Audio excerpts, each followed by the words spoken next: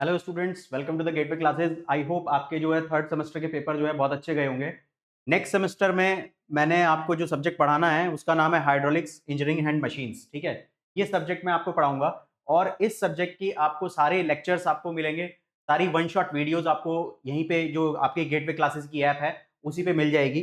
ठीक है, तो आइए आज इसका जो है सिलेबस थोड़ा रिव्यू कर लेते हैं। इसमें कितनी यूनिट्स हैं और हर एक यूनिट के अंदर जो है सिलेबस क्या क्या है, बस इसका ओवरव्यू हम जो है इस वीडियो के अंदर कवर करेंगे। ठीक है, तो आगे चलने से पहले मैं आपको बता देता हूँ कि जो गेटवे का उड़ान बैच है इसमें आप जो है अपने फोर्थ सेमेस्टर के जितने भी कोर्सेज हैं, सिविल इंजीनियरिंग के सारे कोर्सेज वहां पे अवेलेबल है और आप उनको अवेल करके अपनी तैयारी स्टार्ट कर सकते हो। ठीक है, सारे ही कोर्सेज जो है अवेलेबल हैं।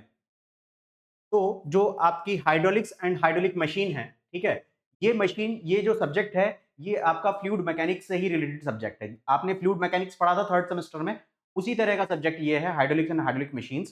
तो मगर इसके अंदर डिफरेंस क्या है इस सब्जेक्ट के अंदर, कि वहां पे जो आपने फ्लूइड मैकेनिक्स पढ़ा था, फ्लूइड मैकेनिक्स में आपने सिर्फ पाइप फ्लो पढ़े थे। ठीक है, यानी कि जब आपका फ्लो हो रहा है तो फ्लो सिर्फ आपका पाइप में हो रहा है। ठीक है, मगर सिविल इंजीनियरिंग के पॉइंट ऑफ व्यू से पाइप फ्लो जो है वो इतना इंपॉर्टेंट नहीं है। सिविल इंजीनियरिंग में जो है अधिकतर जो है आपने देखा होगा ओपन चैनल फ्लो का हम ज्यादा ध्यान देते हैं। जैसे कि अगर नहर कहीं पे बन रही होगी तो वो कैसा फ्लो है, वो ओपन चैनल फ्लो है। ठीक है, ओपन चैनल फ्लो का मतलब उसकी एक सरफेस जो है एयर के कांटेक्ट में है। ठीक है, एटमॉस्फेयर के कांटेक्ट में है। वो नीचे की साइड जो है उसका कवर है, मगर ऊपर की साइड की जो सरफेस है वो एटमॉस्फेयर के कांटेक्ट में है।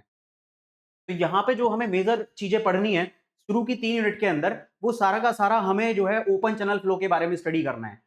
हमने स्टार्टिंग में करा था पाइप फ्लो, अब हमें करना है ओपन चैनल फ्लो। तो यूनिट 1 के अंदर जो है इंट्रोडक्शन है, बेसिक कॉन्सेप्ट है फ्री सरफेस फ्लो का। ठीक है, किस तरीके से जो है आपका जो फ्री सरफेस फ्लो होता है, जो एयर के कांटेक्ट में आने से जो है, जो फ्री सरफेस होता है, जो जो ग्रेविटी की हेल्प से जो फ्लो होता है, वो आपका फ्री सरफेस फ्लो होता है। ये फर्स्ट यूनिट के अंदर है। इसके अंदर हम क्रिटिकल डेप्थ कॉन्सेप्ट, ये जो क्रिटिकल डेप्थ है इसके ऊपर न्यूमेरिकल्स बहुत ज्यादा आते हैं।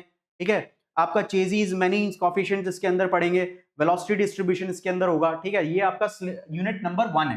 ठीक है, इसी तरीके से यूनिट नंबर 2, ठीक है, unit number 1 and unit number 2, unit number 3, तीनों जो है आपके ओपन चैनल फ्लो से रिलेटेड है। ठीक है, यूनिट नंबर 2 में जो है एनर्जी डेप्थ रिलेशनशिप है। ठीक है, applications of specific energy principles. ठीक है, जो स्पेसिफिक एनर्जी है वो किस तरीके से जो है इसके अंदर इंक्लूड होती है वो हम देखेंगे। और जब आपका फ्लो हो रहा है तो फ्लो होते वक्त जब एक नहर में फ्लो होगा तो नहर में आपने देखा होगा कि आगे जाके नहर कहीं पे छोटी हो गई, फिर कहीं पे जो है जाके चौड़ी अब्रॉड हो गई, उसकी विड्थ इंक्रीज हो गई। जब उसकी विड्थ डिक्रीज हो जाएगी या विड्थ उसकी इंक्रीज हो जाएगी, उस टाइम पे जो है वो फ्लो के अंदर चेंजेस होते हैं, उसकी डेप्थ के अंदर चेंजेस होते हैं।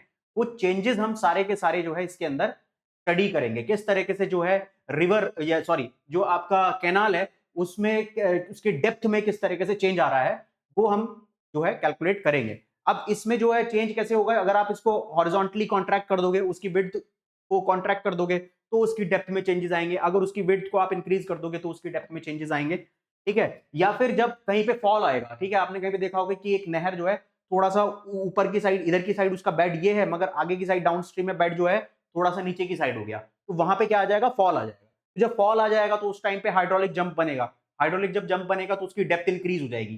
ठीक है, तो ये सारे हाइड्रोलिक जंप वगैरह सारे सारे कॉन्सेप्ट हम इसके अंदर पढ़ेंगे। ठीक है, तो ये सारी आपकी जो है यूनिट नंबर 2 है। यूनिट नंबर 2 के अंदर मोस्ट इंपॉर्टेंट चीज हम जो है यहाँ पे ग्रेजुअली वेरिड फ्लो के बारे में डिस्कशन करेंगे। ठीक है, जो ग्रेजुअली वेरिड फ्लो है उसको हम यहाँ पे देखेंगे। ठीक है, ये ग्रेजुअली वेरिड फ्लो जो है बहुत ज्यादा इंपॉर्टेंट है। और उसके बाद जो है यूनिट 3 के अंदर जो है रैपिडली वेरिड फ्लो।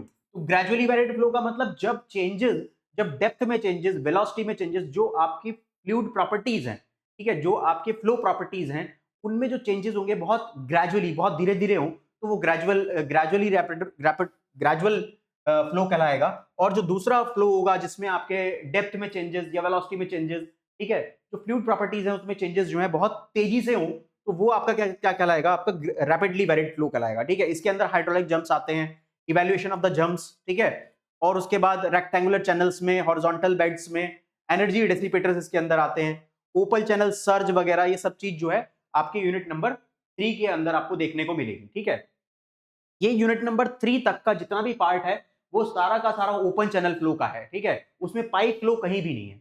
नेक्स्ट जो यूनिट है वो है आपकी मशीनरी से रिलेटेड।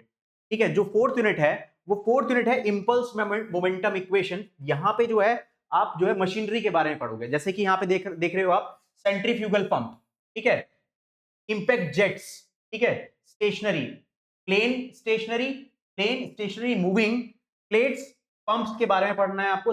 पंप्स कई तरह के होते हैं आपके, सेंट्रीफ्यूगल पंप होगा, आपका रेसिप्रोकेटिंग पंप होगा, वेलोसिटी ट्रायंगल्स, जो पंप के जो हैं जो आपके पंप होंगे या फिर आपके टरबाइन होंगे, उन सबके एक वेलोसिटी ट्रायंगल्स जो है बनते हैं, ठीक है, जिसकी हेल्प से हम जो है इनके क्वेश्चंस जो है सॉल्व करते हैं।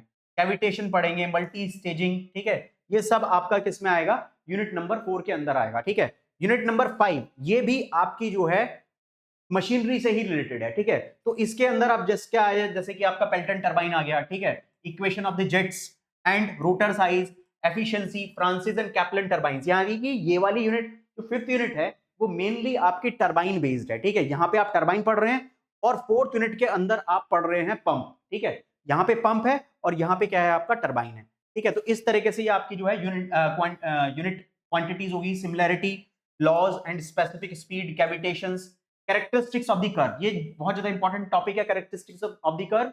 ये जो है आपका कैरेक्टरिस्टिक्स टरबाइन की भी होती हैं और ये कैरेक्टरिस्टिक्स आपकी पंप की भी होती हैं। तो और इसी ये जो कैरेक्टरिस्टिक्स है, इसी के ऊपर जो है मेनली क्वेश्चंस जो है पूछे जाते हैं जो है आपकी यूनिवर्सिटी के अंदर, ठीक है। तो इस तरीके से पूरी जो है आपकी पांचों की पांचों यूनिट हम कवर करेंगे।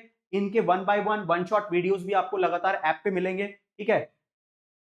तो ये इस तरीके से हमारा जो है पूरा इसका सिलेबस हो गया है। Thank you.